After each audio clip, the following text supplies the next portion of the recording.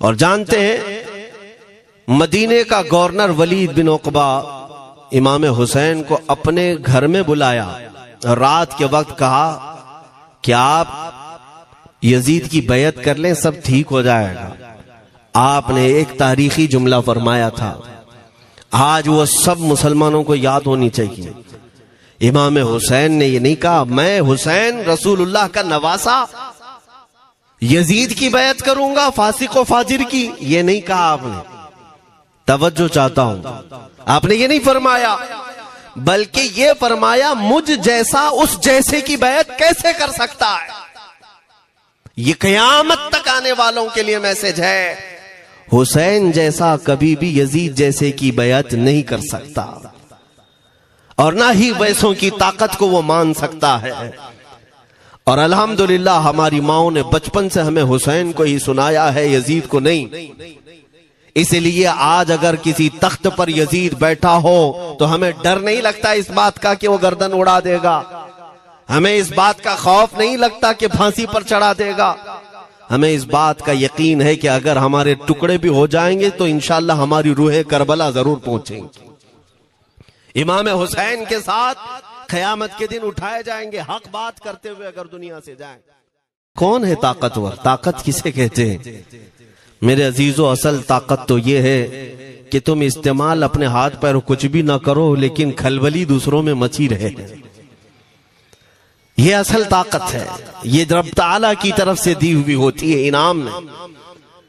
ورنہ آپ سوچ سکتے ہیں کہ حسین اعظم کے ساتھ جو لوگ آئے تھے وہ کل قافلہ کتنا تھا؟ الگ الگ روایتیں، امام حسین کے ساتھ 135 لوگ تھے، بعض روایات میں ہے 96 تھے، 96 لوگ تھے، بعض روایت میں 82 تھے، شہید ہونے والوں کی تعداد 72 ہے۔ لیکن اس بات پر اکثر علماء محدثین کا خیال ہے کہ 82 لوگ تھے، 82 لوگ تھے۔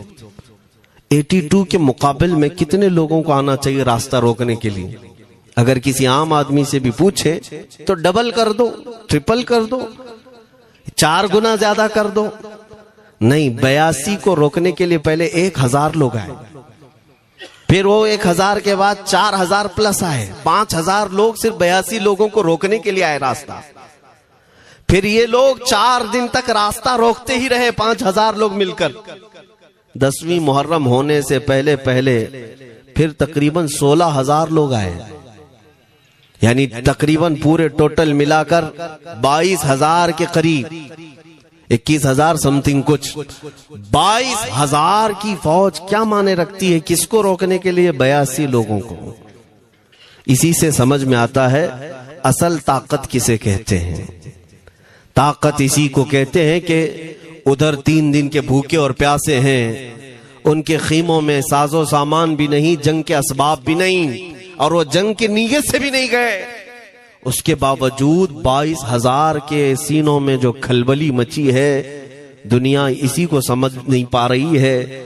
اگر دنیا یہ سمجھتی ہے کوانٹیٹی کا نام طاقت ہے تو ہم اس کو رد کرتے نہیں، کوالٹی کا نام طاقت ہے۔ ایمان یہ اصل طاقت ہے۔ اور ایک تاریخی بات میں آپ کے سامنے رکھتا ہوں، امام حسین کا راستہ روکنے کے لیے سب سے پہلے یزید کی فوج سے جو شخص آیا تھا اس کو حر بن یزید کہتے ہیں۔ حر بن یزید الریاعی 1000 کا لشکر لے کر کے یہ امام حسین کا راستہ روکنے آئے۔ 2 دن تک ادھر ادھر گھماتے رہا، اور جب نمازیں ہوتی رہی امام حسین مصلی امامت پر ہیں اور یہ یزیدی اقتدا بھی کر رہے ہیں، ہر جماعت امام حسین کے پیچھے ہو رہی ہے۔ لیکن میں آپ کو بتاتا ہوں 10ویں محرم سے پہلے امام حسین نے خطبہ دیا اور یزیدیوں سے کہا کیا تم میری حیثیت کو نہیں جانتے؟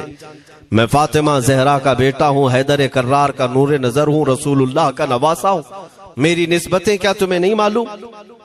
تم میرے خون سے اپنے ہاتھوں کو نہ رنگو، میں تمہارے پاس آپشن رکھتا ہوں، میں اس راستے سے اپنے واپس مدینے کی طرف جاتا ہوں یا کسی ساحل کی طرف یا دمشق جاؤں گا، جنگ کرنا نہیں چاہتا تم سے۔ یہ 3 آپشن جب امام حسین نے رکھا تو یزیدیوں نے ایک کو بھی قبول نہیں کیا، وہ جنگ کرنا ہی چاہتے تھے۔ امام حسین کے خون کے ساتھ کھیلنا ہی چاہتے تھے. لیکن جو حر بن یزید ہے، توجہ چاہتا ہوں، جو خود امام حسین کا راستہ روکنے کے لیے آیا، اس کے دل میں یہ بات آئی اور اس نے آ کر کے 10ویں محرم کو یزیدیوں سے کہا میاں مان لو حسین کی بات، 3 میں سے کوئی ایک بات مان لو، ہم جنگ نہیں کرنا چاہتے، وہ رسول اللہ کے بیٹے ہی تو ہیں.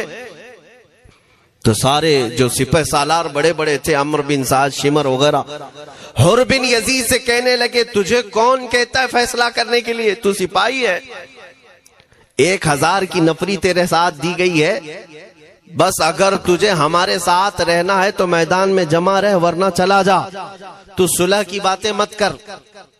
حر بن یزید اسی دن 10ویں محرم کو ان یزیدیوں سے کہتا اچھا اگر تم میرے اس بات کو نہیں مانتے تو تمہاری سپہ سالاری تمہیں مبارک، میں حسین کے خیمے میں جا رہا ہوں. جو یزید کی طرف سے آیا تھا وہ کدھر چلا گیا؟ مولا حسین کے خیمے میں. کب؟ صرف 10ویں محرم، ایک روایت میں 9ویں محرم کو، ایک دن پہلے امام حسین کے خیمے میں آیا، دست بوسی کی، معافی مانگی، اور امام حسین نے کہا اب تم جا سکتے ہو اپنے گھر. حر بن یزید نے کہا میں اس وقت تک اب آپ کا ساتھ نہیں چھوڑوں گا جب تک میرے جسم میں آخری سانس باقی رہے گی، میں آپ کے ساتھ رہوں گا. اب امام حسین کی وفاداری میں آنے والا کون تھا؟ اس لیے میں آپ کو ایک چیز دے جاتا ہوں میرے عزیزوں، اللہ عز و جل کی قدرت کے فیصلے ہیں، وہ جب چاہتا ہے کہیں سے بھی کسی کو ہدایت عطا فرماتا ہے. وہ باطل قوتوں کے موجود پلنے والا بچہ بھی کبھی رب تبارک و تعالی ہدایت دیتا ہے، اسے عالم بناتا ہے، اور کبھی کعبے کی چھاؤں میں پلنے والے کو مولا ابو جہل بھی بناتا ہے، گمراہ کر دیتا ہے. حر بن یزید مولا حسین کے پاس آ گئے. جو بات مجھے کہنی ہے اس کے لیے مجھے اتنا واقعہ بیان کرنا پڑا ہے. میں اصل پوائنٹ کی طرف آتا ہوں، کیوں میں یہ بیان کر رہا ہوں. جب 10ویں محرم کو جنگ شروع ہوئی، عمرو بن سعد نے تیر چلایا، تو جانتے ہیں خیمہ حسین کی طرف سے سب سے پہلے میدان میں اترنے والا یہی حر بن یزید ہی، یہی اترے اپنے گھوڑے پر سوار ہو کر انہی یزیدیوں سے لڑنے کے لیے جن کی فوج میں یہ آئے تھے، ان کے مقابل میں لڑنے کے لیے گئے.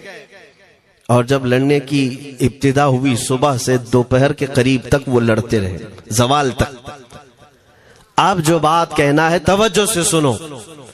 حر بن یزید نے صبح سے لڑائی کی، بہتوں نے وہاں پر میدان جنگ میں مقابلہ آرائیاں کی ہیں، لیکن حر بن یزید کی جو لڑائی ہے وہ تاریخ میں لکھی ہوئی. آج انہوں نے یزیدیوں کے ساتھ جو جنگ کیا، کئی گھنٹے جنگ کرنے کے بعد جانتے ہیں تنہا حر بن یزید نے 120 یزیدیوں کو قتل کیا.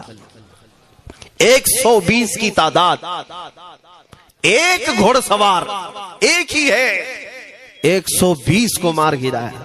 اس کے بعد جام شہادت نوش کیا. میں تاریخ پڑھ رہا تھا، وہیں پر ہم نے کتاب کو روک دی. بہت سارے لوگ کربلا کے واقعات میں امام حسین کے خاندان کے بچوں کے شہادت تو بیان کرتے ہیں، ان کے جسم کٹ گئے، ان کے اوپر گھوڑے دوڑائے گئے، لیکن تم یہ نہیں جانتے کہ حسینی شہزادوں نے باطل قوتوں کے کیسے چھکے چھڑائے تھے. ایک ایک جوان نے مقابل میں آنے والوں کو ان کی اوقات کیسے یاد دلائی تھی. اب سنو، حر بن یزید 120 کو مار گرا سکتے ہیں، وہ بھی ایک دن پہلے خیمہ حسین میں آنے والا،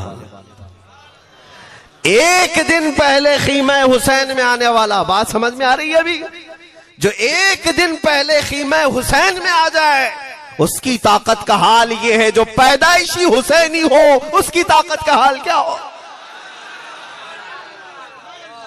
میرے عزیزوں، طاقت کسے کہتے یہ سمجھو.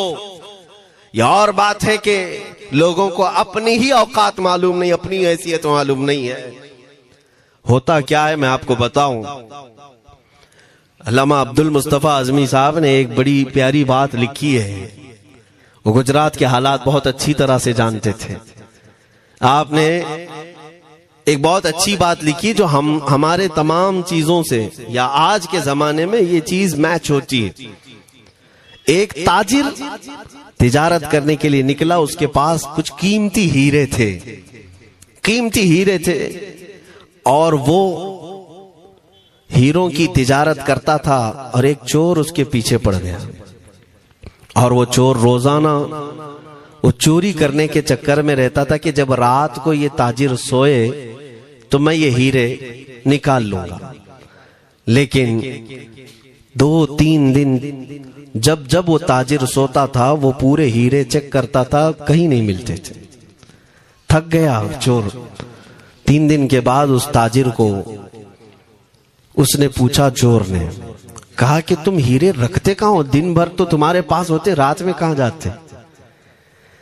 تو اس تاجر نے کہا، عقل کا اگر تو استعمال کرتا تو تجھے بات سمجھ میں آتی. روزانہ میں تیرے ہی جبے میں رات کو یہ ہیرے رکھ کر خود سو جاتا تھا.